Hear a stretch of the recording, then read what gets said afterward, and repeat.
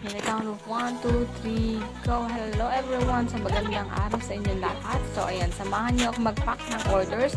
So ayan yung big orders natin for today's video. So 110 pieces yan. And buyer na natin siya since before. At nagustuhan niya kaya umorder ko ulit. Merong mga buyer na mag-restart ng paunti-unti hanggang sa nagugustuhan nila yung items at dumadami ang kanilang order. So ayan.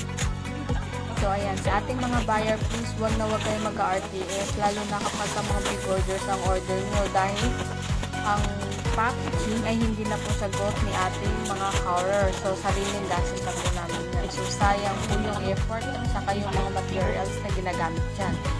So, as much as possible, think before you order po. So, ayan, meron tayong big orders and mga pouch. Thank God yung mga pouch natin ay free lang po sa ating mga courier. So, ayan. After natin i-pack yan, i-tape na natin yan. Tinip na natin yun nung una sa natin.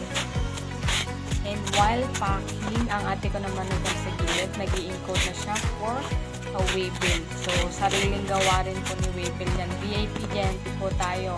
And then, kay LGC susulat lang sa kanyang payment. So, ayan. Parating na si Rider, and ayan na yung waybill na nabib sa atin at kukulitin natin yan. Yung maliit na yan, ayan yung pipicturean niya at isasend kay buyer. And then, ididikit na natin yan. Pagkatapos natin, ma-ripe doon sa bib. So, ayan. Yung mga small pouch natin.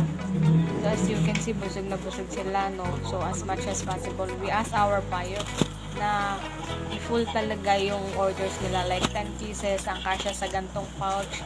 Sa gantong pouch, 23 pieces para sulit ang kanyang shipping fee. Bilang online seller pa rin, no guys, meron pa rin tayong mga RTS. Iwasan yun.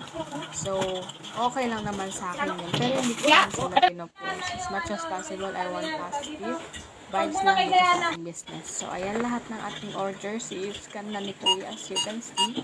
And then, mamaya, after scan, dadalhin niya na yan sa kanyang motor. So, si Kuya Rider natin ay nakamotor lang lagi kapag nag-drive. Kapag marami ang ating parcel, marami yan sila magpipick up. So, ano lang yung video natin for today.